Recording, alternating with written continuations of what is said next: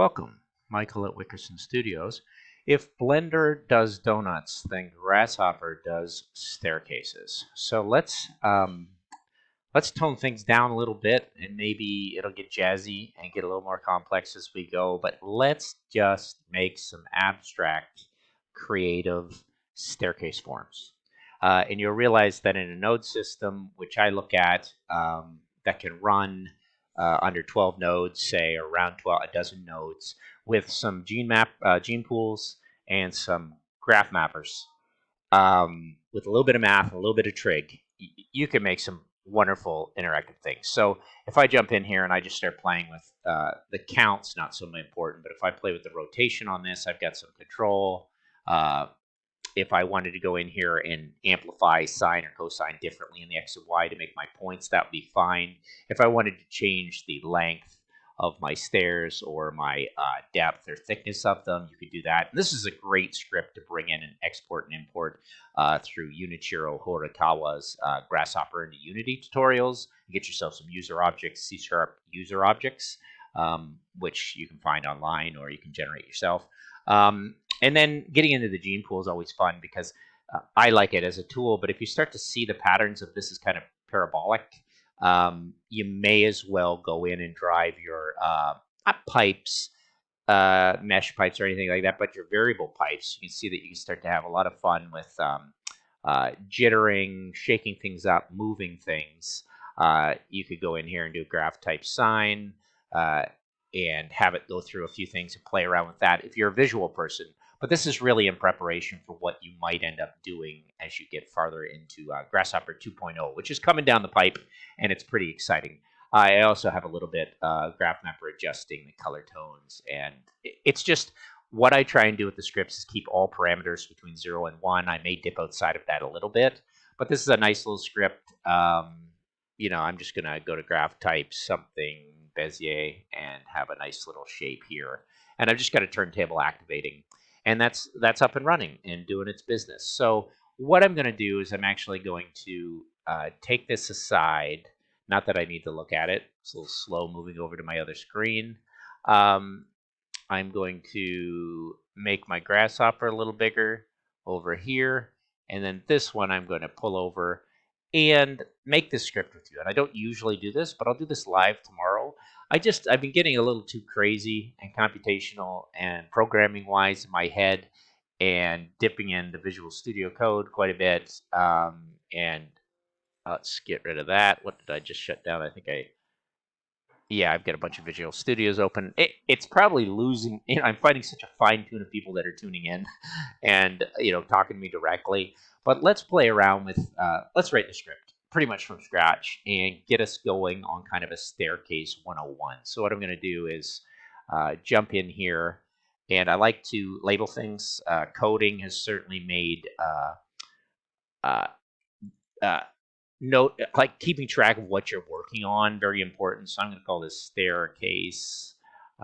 Maybe we'll do one word, staircase 001. And that will start us off with a little tiny scripting tool as to what we will make. And every time I make anything, and I don't get stuck in scale because it's not really that important, you could iterate. What I try and do is not import anything from Rhino, if you know me. And I try and start with the basics of vector. And I usually start by saying, let's grab a point. And I think I just did a deconstruction point. Let's grab a point here. And if you're not familiar with how to get nodes up and running, double clicking, typing in point, you just get your basic Grasshopper down until you can jump into here. Now, driving a point is really nice. You see it's a little small one here. What I love in sets, and I do this almost every time I come to a script, I grab a range, and that range is here, and it defaults to a range 0 to 1. So I can put that over in the Z direction, and then I do a zoom extends all, and that gets my scale set perfectly. If I want my steps to be something I can play with, I usually type in an integer value 12, and then depending on the steps for finesse, I can bring that up to whatever count I want to drive that curve and make it smooth, because all the curve is a path of points. And then the default on the domain is 0 to 1, so I can just leave that default there. Now, what would I do with that domain to make it do some funk? jump in your maths, and this is the fastest introduction to trig. Probably my favorite script to make. Let's grab sine in the y direction. Let's grab,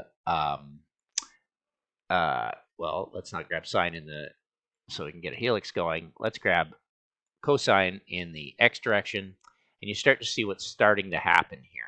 And I don't know if I want it in this order. I might put my sine in my x and my y in my, it really doesn't matter. If you like sine first, then go ahead. Cosine seems to be the function that people like to teach from and look at. My domain also, I like to introduce right off the bat pi. Because it's so beautiful, and then I can deal without getting into degrees, which so many people like to deal with. I like to get into a quick little tool is typing 0, and you can type in, I think you can type in 2.00. And no, that doesn't work. I thought it did. It works in some masking, and it works in pathmapper and things like that. So 0, ...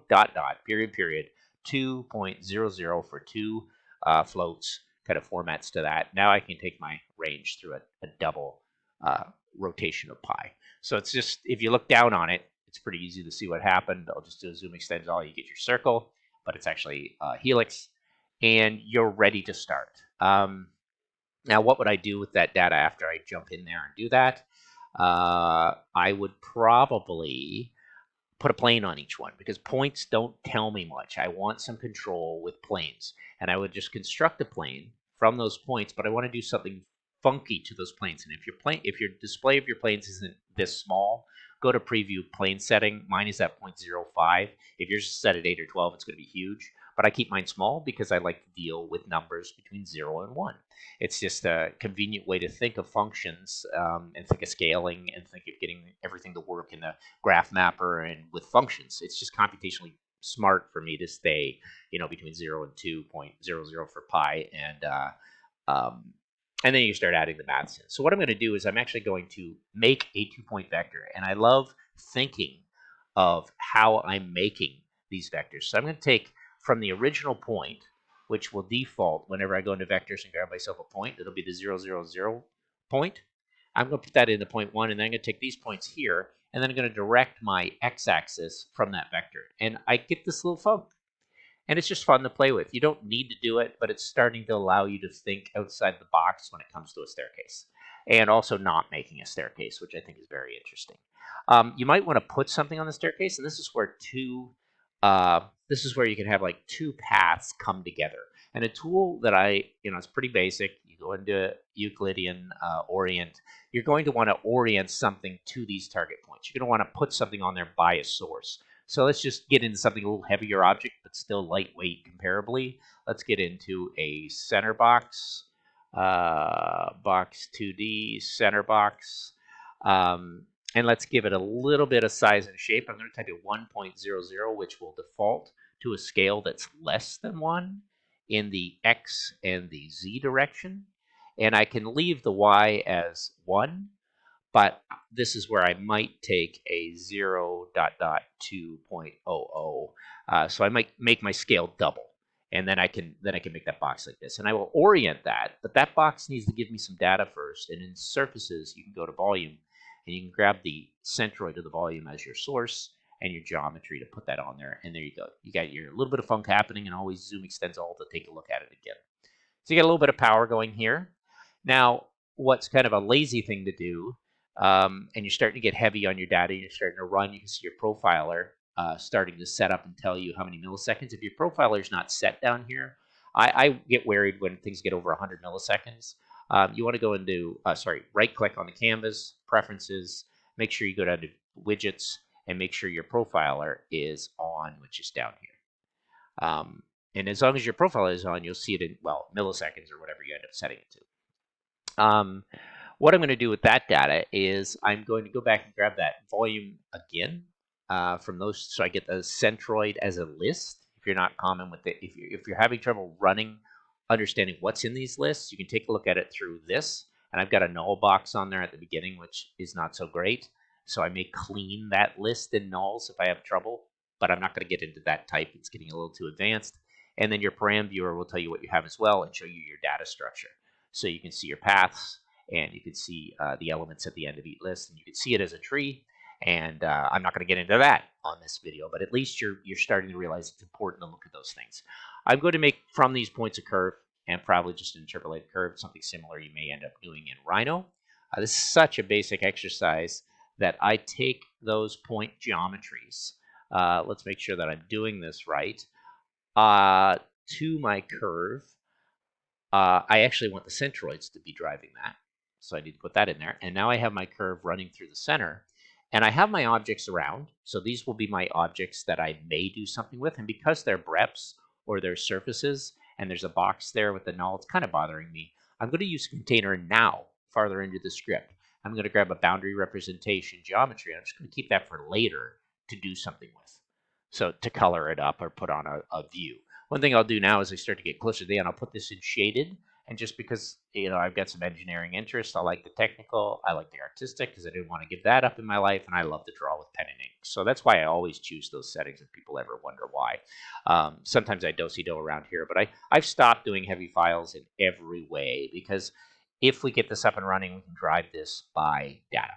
And we can drive this by spreadsheets and CSS, and we can drive it by Excels. And I'm so excited to get into basic functioning to build spreadsheets. Don't ask me why, but I want spreadsheets and data to drive these geometries that are simple to start and kind of Euclidean to start, and then they get jazzed up by going farther back end into what you're doing. And hopefully there'd be, a chance for moving into Lunchbox and machine learning to apply this and get into GHPython remote and extra libraries. And that might be a lot to even think of putting your mind around, but if you're an engineer, architect, data scientist, and you're getting new to Grasshopper and you think it might be a tool for better visualization tools and animations and videos, and you want to get into Grasshopper 2.0, which is absolutely amazing in my opinion, then you're listening to my videos. And I'm going to keep it simple as geometries, and then we'll do some fun stuff with it.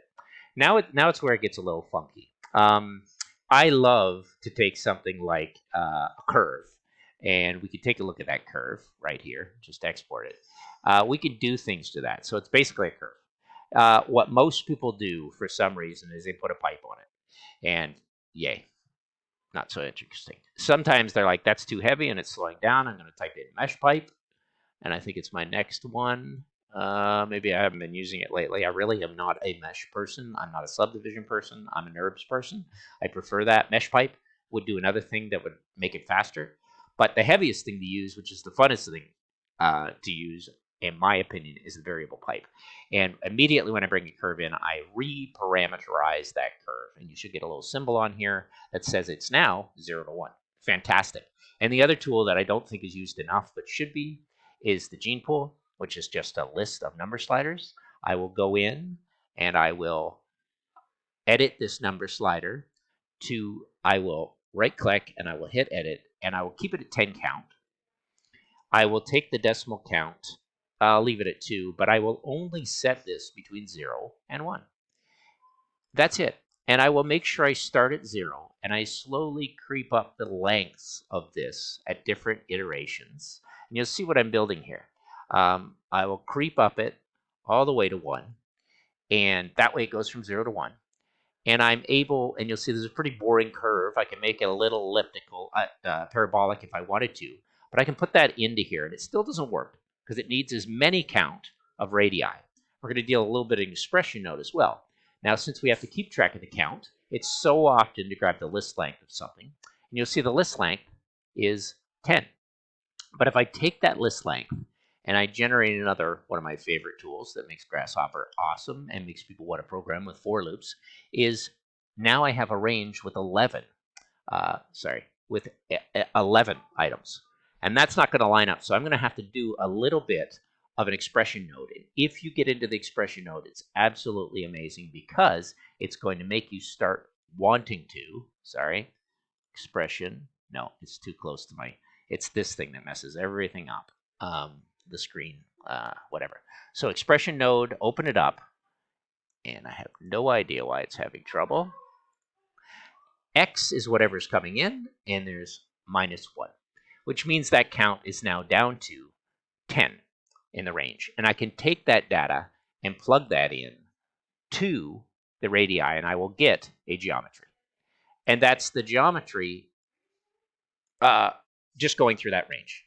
lowest to highest. You can see what's happening there. So I'm going to put that on so you see everything, but let's just take a look at this. You don't have to multiply that range and put that right into that variable pipe. You can do, if you start to see what's happening here, as I grab that pipe and I start to move these around and play with the order of those, this is where you want to go in and gain the power of the function node, which is why I think Grasshopper 2x0 is the bomb. We will go to graph, we'll go to Bezier curve, we'll funk it up in one direction, funk it up in the other, and we will throw it in, and we will have a much more parabolic influence on what we're doing as a curve. And a little trick here for caps, you could enumerate through something, but I know it's got to count. If you hover over it, it will tell you. It will be none for 1, 0, flat for 1, round for 2. So you're just going to go in here and type in 0.2, and if you prefer flat or round ends, just tuck that in there, and now you get this nice little end. And what's nice about this is you just keep playing with your data as multipliers as you go through here, and you're thinking numbers to drive. And if you know anything about data science, data statistics, or analysis, you're probably going to take everything that comes out of spreadsheets and put it as a probability between 0 and 1.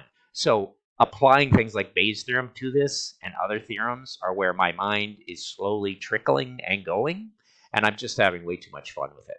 What I may end up doing is going into here and as an edit tool, I think you double click on it. You can start playing with the ranges in here. Very few people I've seen on tutorials getting into that. It's probably better to get in and find another place to do your ranges as you slide through. Maybe in, what would I think about doing? I think I'll leave it for now because I don't want to get too complex in dealing in the data farther in. But you've got a pretty cool geometry that takes these steps. If I wanted something that was parabolic, I could go into the basic graph types, and there's so much more choices. So I'm going to take this one and make that one a little flatter, this one a little bigger. Let me make that one fat in the middle, a little wider on the sides, and there you go. You've got another design that's coming out of here. I'm going to push my face all the way over here because I actually like the artistic model one of the best. So you're in here, you're do-si-doing, you're making things a little jumpy and funky and getting into the sense of what you're doing through radii to drive some geometries. Now what I would do is take my two objects, and I think I will just take this geometry, the brep of the outer pieces. I will go into my params and find for the top one, I think I'll keep it simple. I'll put on a simple color here and do a color preview with these geometries. I'll just make it blue. So that's going to come out as my render when I leave it alone because I like that color. It's just my happy color. If I ever sought promotion at my school, I'd probably make the cover pages that color so everybody feels good and wonderful. The other thing to do is take this and have another preview, but you can use something in the params, which I like, which is another thing that you can use 1 to 0 through. So we can grab this graphmapper and put it through a preset of a color, just black to white. We could set the materials in there, and then the geometry can be the other geometries. And what I need to do now is make sure that I brought in the correct geometry. This needs to be activated. And it has a setting here that says nothing in, but since it goes from 0 to 1, you take any one of these graphs and put it in, but why take that graph when you could jump in and grab something that's possibly graph-based sine, because you've always enjoyed making these things. I'm going to pull this one down this way, pull this one up this way. I haven't really decided which way I'm going to do it. I'm going to extend that out. I'm just going to take that data to drive this geometry, and there you go. So you get into something a little different. I'm going to leave this so I can't see it, or maybe, hang on, make sure I'm in the rendered mode. There we go. And then you've got it. You can leave on everything that you've put in data on Grasshopper, or you can just take it to this. You've got your rendered object. It's kind of cool. It's an abstracted base on the staircase. I'm just going to make scripts like this, and they're going to be different and driven in different ways, but I'm going to stay focused on the staircase because I had an engineer who recently talked to me, and I really appreciate it, who said, a lot of time engineers deal with what they're given and solve those problems of what's out in front of them and try and implement that. So I think let's just stay with this little staircase design. I'll try and do work for them and consultation for them, and then I'll also try and make these scripts run real nice. What I'm going to do is just take off all these, preview off. I think then I can turn this on, and now we just see the last two if we wanted to highlight them. And just so we end up where we were, let's take the turntable, throw it on, give it a little more speed, and I like because then you can kind of turn and pivot it. And you still have a pretty nice parametric model that's in turntable that you can start to play with the colors and your sliders and define it. Obviously, we're not going to want to do that. You have to go from 0 to 1 in order, so you're looking at that curve up the middle progressively, and then you can change your size and scale. What you might want to do here, you can shrink these, you can make them oversized.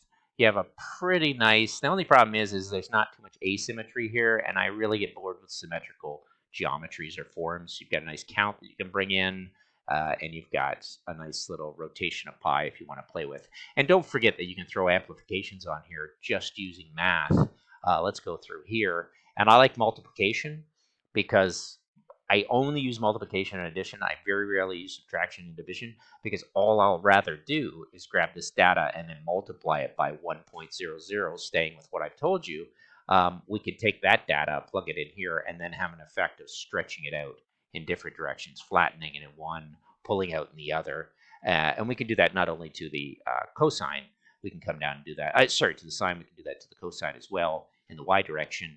And then if these numbers are inconsistent, we start to, or if I actually take this one up to edit and I dare say go up to 2, now I can start to drive my geometries. I didn't mean to do that. I'm going to put this in here. Now I can start to drive my geometries longer in a direction and distorting in another direction or flattening in another direction.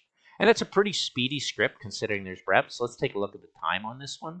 There's no warnings. Well, 9 milliseconds and 10 milliseconds. I can live with that. You're not over, but if in time you want to take this to bake or do something like that and then do more in Rhino or Unity or any other environment that might be interesting, please go ahead. And any opportunity you think you're intelligent enough to write this within Rhino script syntax and start tucking this. But if you're new to this, you're probably only starting to use expression nodes here. Where was the chance? Where did I use it? I had a range around here that I used it. It was down here. That was my first expression node. But you may in the math nodes start to really have an interest jumping in and going deeper into the expression nodes. And if this is all new to you, you may want to go into Python. You may want to go into C. You may want to go into Visual Basic, which I'm not going to bother. And in time, you might want to go into the most amazing thing in the world, which is now taking time to load up, GHPython Remote, which I hope would switch to, it would be a lot of work for McNeil's to go to 3.0, so there's no issues with importing modules and running the same functions that are in 3.0 for 2.7, which runs currently. But that is enough said. I've done that so many times. My most hit video over the last 2 years has been my spiral staircases, and the only thing you have to do here to really make this interesting is anywhere you see a range. So let's jump into here, this range. And let's just take that data before we go through and give it a little bit of funk, a little bit of James Brown. If it helps, put on some James Brown in the background, jitter that up. I did not mean the jitter there. I meant the jitter here with this list into here. And there you go. Now, that's not the data I wanted to be. I don't think that's the data I wanted to be jittering. The range? No, it's fine. It just did a variety of different jitters on there. And then, once again, the jitter node's so amazing. The jitter, not just the seed, but the jitter itself can move from 0 to get a major jitter or to get a minor jitter, to get your basic form or to make it a little more complex. So if you're thinking 1 and 0, you want to stick with me. I take a look at a lot of video tutorials that I've done online. I've slowly simplified things. And like I said, Blender does donuts, Grasshopper does staircases, and that's where I'm going to stay with my script. 12 to a dozen to 2 dozen nodes, trying to implement the most creative, fun things that I think are really driving, for me, interest in the Grasshopper 2.0 alpha. And thank you very much for watching. I hope this video gets some hits. I hope this is my most hit video for a while. I'm going to do it live tomorrow, 7:40 every morning, Central Standard Time in the USA or in Winnipeg if you're up north in Canada. I'll try and do that every morning. And thanks very much for watching.